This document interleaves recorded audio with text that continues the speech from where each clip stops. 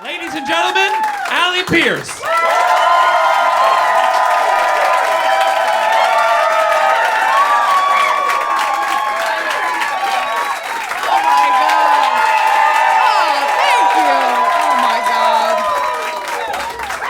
Oh, thank you. Stop that. Thank you so much. Oh my God.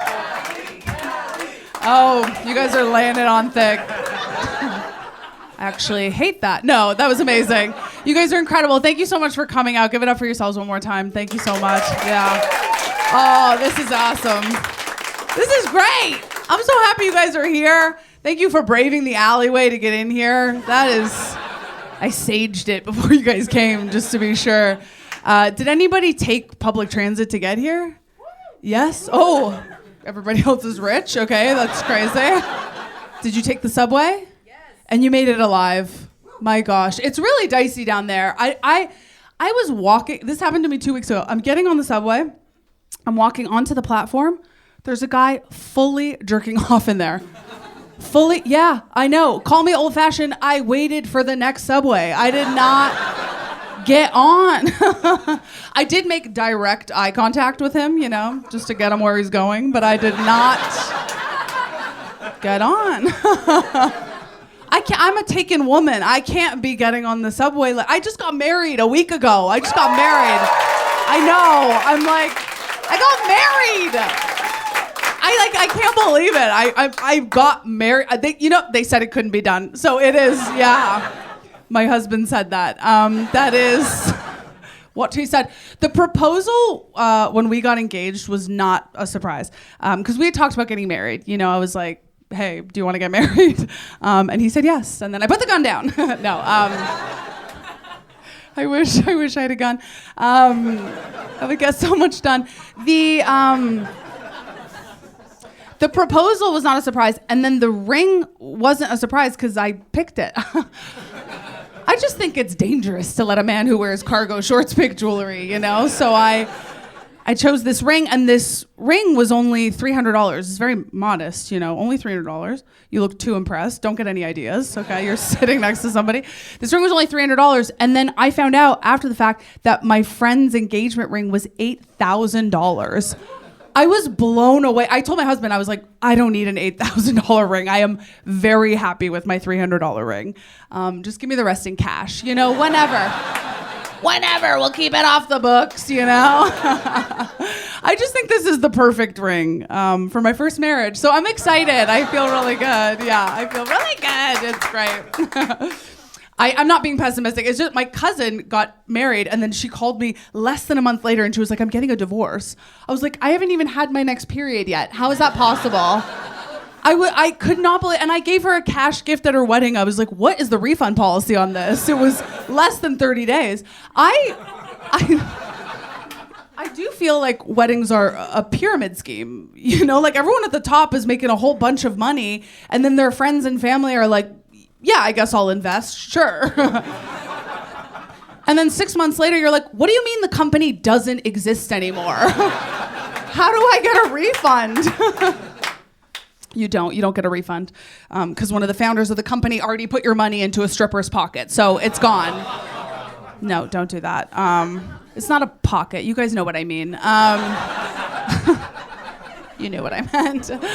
I have to go to so many weddings this year, so I was like, okay, what am I going to do? I'm not giving cash anymore. You can forget it. Then I realized, I'm like, okay, I'm going to write checks. I will write you a check if I'm going to your wedding, but I'm putting both your names on it. And I'm dating it for 2 years after the wedding, so you got to want it. No. You can cash it whenever. It's going to bounce. Of course, it will bounce. I knew that my husband loved me because he proposed to me in Los Angeles. Have you guys ever been? Yeah? Okay. If you've never, okay, well, I didn't know this about LA, but I'm a 4 in LA. So that was jarring. It is so good to be back where I'm a 7. That was crazy. If you are less than a 5 in LA, they can't see you. They're like, what was that shape? It's very weird. So I knew he loved me. I knew that he loved me. And we were both there for work. Individually, we travel a lot for work. I love traveling for work because I get to stay in hotels, and I love hotels. Make some noise if you like hotels. Yes. Oh my God, the girlies love hotels. I have a routine whenever I get to a hotel. I do the same thing. I check for bed bugs first. I check for murderers. You must. And then,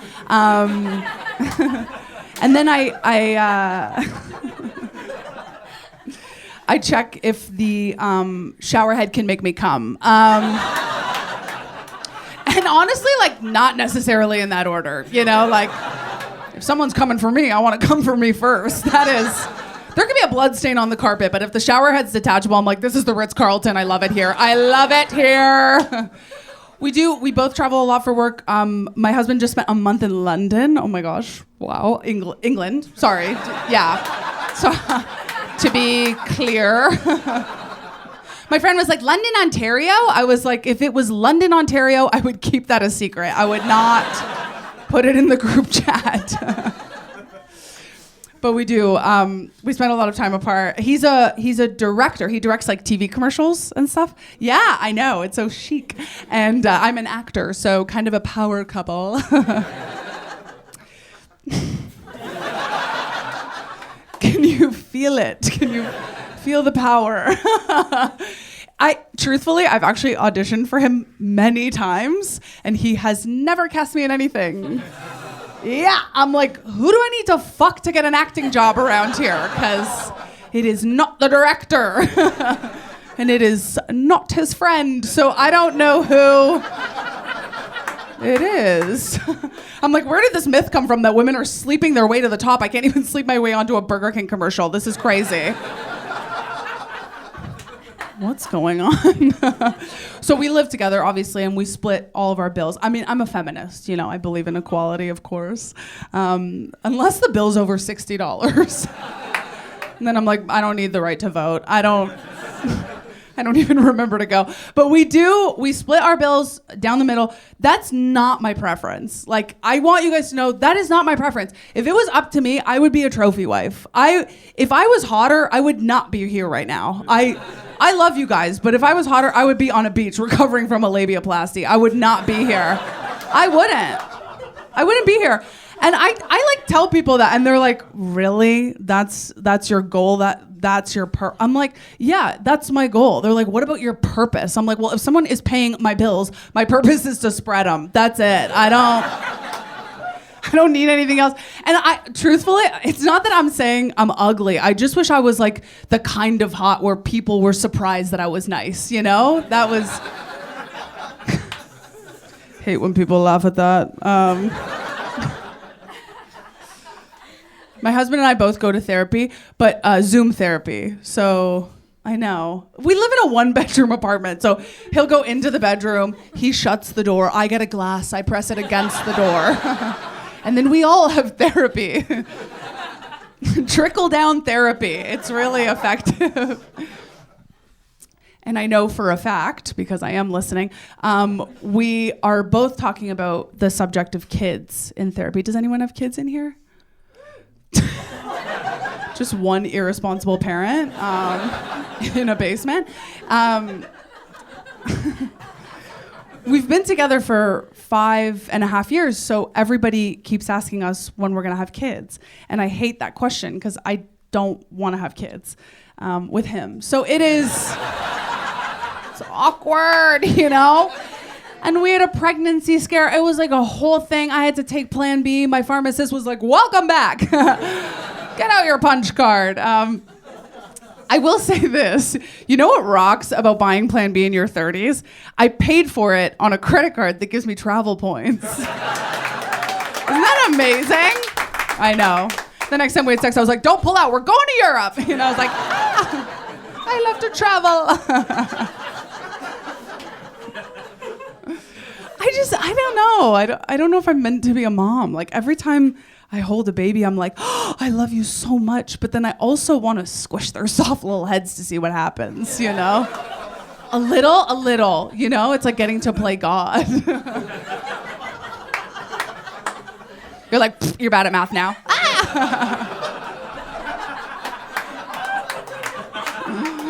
you love fedoras. You pronounce it supposedly. It is. It's interesting. I have a lot of friends who are moms, amazing moms. And then it's always funny when somebody is like trying to get pregnant. Like a friend will call and they're like, we're trying. I'm like, congrats on being full of cum. You know, like it's, what do you say? It's so weird. And I have this friend who I love, and I feel so bad saying this, but she's trying to get pregnant, and I don't think she's ready to be a mom. And I feel bad saying that, but this is somebody who very recently shit her pants, okay? Yeah. And I don't want anyone to feel bad, okay? Like, if you've ever shit your pants, don't feel bad. It happened to her when she was at home. She has 2 bathrooms. How is that possible? To be lying on your own couch and be like, let's just see what happens. Like, that blows my mind away. I couldn't believe it. I mean, she told me not to tell anyone. Oops. I had told my husband before we got married, I was like, I don't want to entertain the idea of having kids together unless we're engaged, which I know, I mean, that's like pretty traditional for a girl who owns a butt plug, but that is how I feel about it. I do own a butt plug. Yeah, I do. I do. I own a butt plug, and I am not ashamed, and you can't make me be ashamed of it. I am not ashamed of it. I am ashamed that I've never used it. Yeah, I am somebody who is kinky, in theory, you know? Like, anytime I started dating someone, I'm like, you're the luckiest man alive, because I'll do anything. Until I have to do it. And then I'm suddenly very busy, you know? I'm like inventing hobbies to get out of the house away from this butt plug, like truly. I don't even do stand-up comedy, okay? I was like, I have to go record an album. No, I am. I have this butt plug, and it's in my house, and I'm just like, I'm terrified of it. And I'm like, what am I going to do with this thing? And I'm an environmentalist, so I won't throw it out. There's no way I'm going to throw it out. So it's just sitting in my house. I'm like, oh my God, what am I going to do with it? And then the other day I was like, oh, I'm going to give it to my friend who keeps shitting her pants. That is how you recycle, truly. It's beautiful. I keep doing that. I keep like buying like sexy things that just are collecting dust in my house. I bought a waterproof blanket.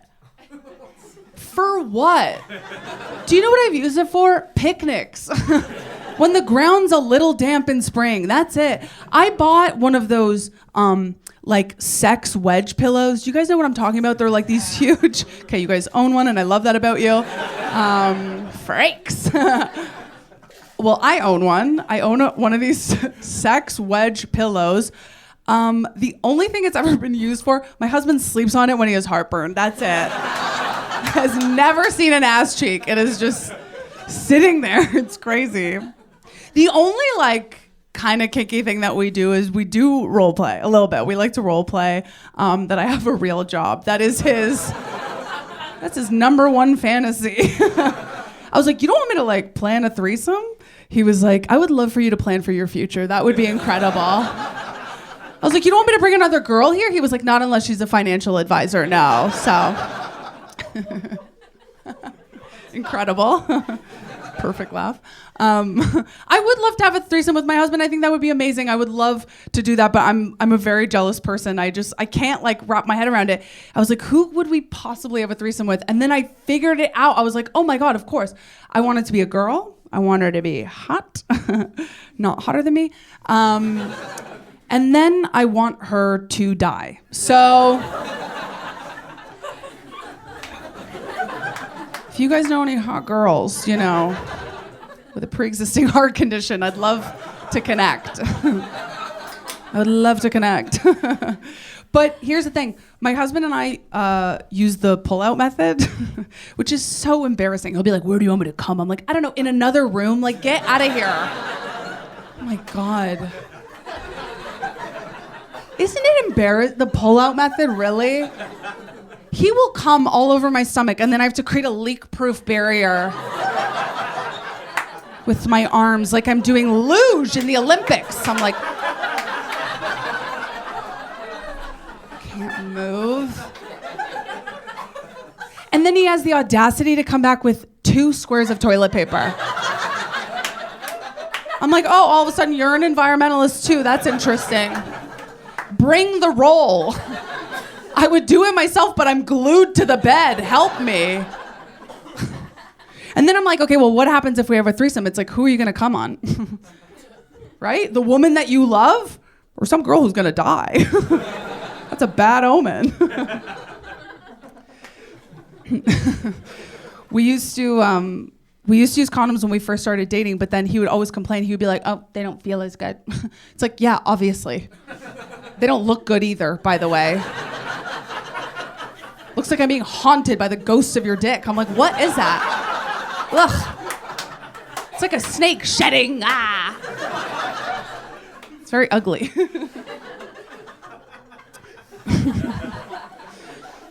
But I stopped using condoms because I went to go see a naturopath. Has anybody here ever seen a naturopath before? Yes? Okay. Amazing. If you've never been to a naturopath before, it's like a doctor but a witch. That is really the vibe of a naturopath. So I went to go see her because when my husband and I, when we first met and we had sex for the first time, I got a really bad yeast infection. Sorry if you're having a beer. Sorry. And drink up. So I got this yeast infection and then it wouldn't go away. Like I did everything you can imagine. I did it. It wouldn't go away. So I went to go see this naturopath, and it was a very strange experience because I felt like I was having like an allergic reaction to the first man who ever respected me. You know, that's what it felt. My body was like, go find a DJ. Go. So I told this naturopath, I'm like, I have this yeast infection. I don't know what to do. She's like, it's actually really easy to solve. You just have to stop using condoms and stop wearing underwear. Whoa. I was like, what? And then she took off her mask and it was my husband all along. I was like, ah! Oh my God. It was like an episode of Scooby-Doo, you know? It was crazy. No. She's real. She's real. She taught me a lot about my body. I felt like I didn't really know much about my body. Like I still am learning so much. I don't even really know where I pee from. Do you guys know? Like, I know that I have 3 holes, but it's like, where are they? Like, where are they, you know? Because there's the hole that I pee from, wherever that is, the hole that I have sex with, obviously, and then my vagina. So it's like, what is going on? It's very confusing to me. Anyways. Some people are very like free with their bodies. I don't feel that way. I feel like this all the time. And then I had to go do a show at a sex club. I performed at a sex club, yes, as a comedian. Thank you. So I go do this show, and I was very apprehensive because I didn't know what it was going to be like. It was totally fine. It was like very community oriented, truly. Like they have yoga nights, they have comedy nights, they have gangbangs. It is like, yeah. There's a lot of networking going on in there. So I'm there and I'm like about to go on stage, and I saw the biggest dick I've ever seen in my life. And I've seen some dicks. This was crazy. It was so big. And the man that it was attached to, okay, truly it was walking him. I'm not like, it was insane. Right before I go on stage, he comes over and he goes, do you ever get nervous? I was like, do you? Because I don't know what you're picturing, but he was like this tall and 80 years old. I was like, if he gets hard, he is going to topple over. Like, his center of gravity is off, you know? And I saw it happen. For real, I saw it happen. This is true. He was standing by a window, okay, like this. Oh, looking outside. Like this. Oh. Nude. Not hard. And then suddenly, hard. And I thought, that is so beautiful. That is a man who grew up without the internet, you know? That's pure imagination. You and me, we see a car splashing through a puddle. He sees a woman squirting. And I just think, that is so beautiful. I really do. 80 years old at a sex club. That is so fun. I'm 35. I'm not fun anymore. I got invited to a party if you can believe. And I go to this party. There is a very sweet girl there in her 20s. She tried to offer me cocaine. I was like, I can't. If I do that now, it's going to have a domino effect on my sleep for the rest of my life. I can't do that. I can't even have a Diet Coke after 3 p.m. anymore. It's over. You want me to be fun at a party? Give me some Tums, you know? Let me enjoy the dips. The red pepper hummus. It's so different being in your 30s, truly. Like, when I was in my 20s, I was a vegetarian my whole life until recently. Is anyone here a vegetarian? I was a vegetarian my whole life, and it was so strange. Anytime I would go out to eat with my friends, they would always do the same thing. One of them would order meat, and then they would look at me and they'd be like, sorry. I'd be like, why are you saying sorry to me, you know? Like, am I next? What's happening? It freaked me out. And I was a vegetarian, but I aspired to be a vegan. That was my goal. But I always forgot you're not supposed to wear leather. Like, and I would forget that. I'm wearing leather right now.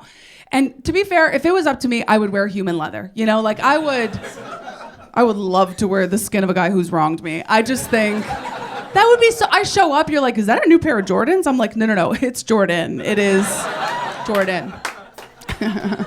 The ex-boyfriend collection, you know? But yeah, it's crazy. I changed my diet so much. I worked with this nutritionist. She was one that encouraged me to start eating meat. And then she told me to quit eating sugar. So I stopped eating sugar for a bit. I was like detoxing. It was so hard. And then one day my husband came home with a cupcake and I got horny. And then I got mad because I couldn't have it. And then suddenly I was like, oh, I understand incels. I get it. Yeah. I was like, somebody fuck those guys. And bring me a cupcake.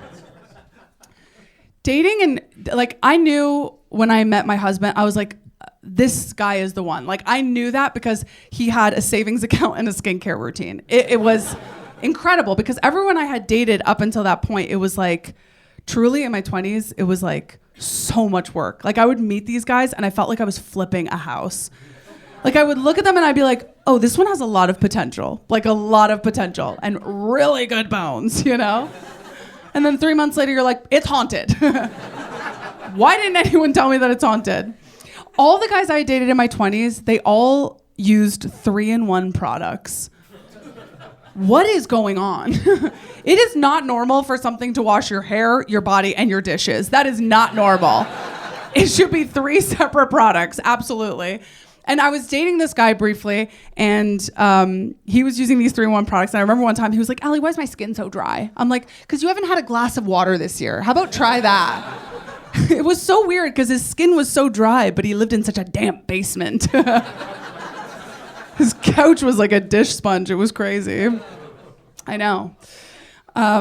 One time I was hanging out with him and I like the light bulb went off. I was like, oh my God, my period is late. I was like, I'm like, hey, my period's late. What are we going to do? He was like, oh, don't worry about it. We are going to smoke some weed because you need to relax. What? I don't know if it was like the unemployment in his voice, but I immediately got my period. My body was like, abort mission. Get out of there now. It's crazy. I use a Diva cup. Does anybody here use a Diva cup? Yes? Oh my gosh. Okay, I love them. I love my Diva cup. Do you know what a Diva cup is? I literally can't wait to tell you. It's really like simple. Women use them on their periods instead of tampons or pads. It looks like a little silicone shot glass. Isn't that fun? It's like, you know. It's not for everybody. It's definitely not for everybody because when you take it out, it's a cup of blood. Like it's very weird. I like it because once a month you can find me by candlelight with a full cup and a quill, just writing letters to the men I hate. You know, just letting them know. Before I got married, I was in a very serious relationship. And my ex really wanted to have kids with me, but he hated kids, and he kind of hated me. And I remember asking him, I was like, why do you want to have kids with me? You know, and he was like, oh, because I want someone to take care of me when I'm older. Yeah, I know. I was like, but you like whiskey and motorcycles. You don't have to worry about getting older. That is not going to be a problem for you. And then we were so serious when we were together that we bought a house together. Yes, we moved in together. And then I found out that he was fucking annoying. So, yes. Now I rent. Did you guys think he was cheating on me? He was also cheating on me. That is part of what made him so annoying. We actually, he cheated on me. We bought a couch together, and he cheated on me with the girl who worked at the furniture store.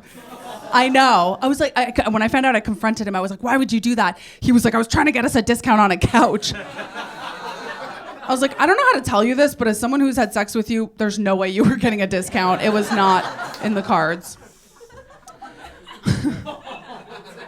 Anyways. He has a baby now. Doesn't fire react to my stories anymore. Okay. What a quitter. Cheating, truly, I think it makes people crazy. I was listening to a podcast. It was about this guy. He cheated on his wife with his boss, and then his wife found out, and she killed his boss. Yeah, and then she killed herself. Yeah, it's like, you forgot one. What happened? No wonder he cheated on you. You're so forgetful. Gotta write these things down. Make a list, honey. That was on a true crime podcast. Do you guys like true crime in here? Yes? Oh my God, yes. I love when the girlies say yes. I get very nervous when the men say yes. I'm like, that's research. That is research. It's scary.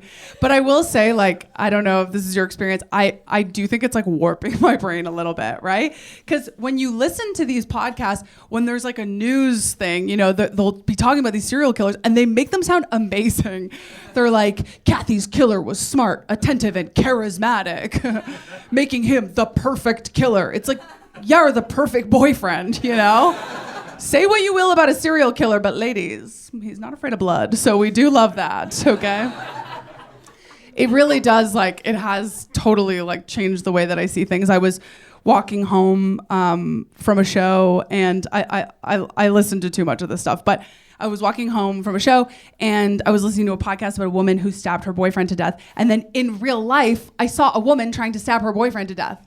Yeah, I was like, I'm literally starstruck. This is incredible. I'm like, do what you need to do, but I would love to take a picture when you're done. It's just very rare to see a woman breaking the glass ceiling of domestic violence, so. I do live in kind of a sketchy area, and clearly I'm walking home, all these things are happening. I do live in a bit of a weird area, and so I was walking home one day, and this guy was following me home. I didn't know. For 3 blocks, he was following me home. And then this woman pulled over in her car, and she was like, are you okay? And I was like, yeah, why? And she's like, oh, that guy's following you. And I was like, what? My God. Then I'm like, no, that's the podcast. Don't, So I turned around and I was like, hey, can you please stop following me? And he was like, okay. And he crossed the street and I was like, oh, come back. You're such a good listener. I was like, I love him. I do, for real. I like the vibe of a stalker. I do, because it's very committed, Passionate. Anytime I come home and my husband's like, how was your day? I'm like, well, if you cared about me, you would already know. So how about do your research for once? I love my husband, and I love his family. They're so sweet. Every time, they live 3 hours outside the city, so every time we go visit them, we have to stay the night, which is so nice, but we have to sleep in his childhood bedroom. Yeah, it's really weird, because there's a poster, there's a bunch of posters from when he was a teenager, and there is a poster of R. Kelly in there. Yeah, it is glued to the wall. And it's right next to a picture of him when he was a child. I'm like, what am I supposed to look at when we have sex? You know what I mean? A picture of a known pervert or R. Kelly. It's not good. You guys, I've been Allie Pearse. Thank you so much for coming out. I appreciate you. Thank you.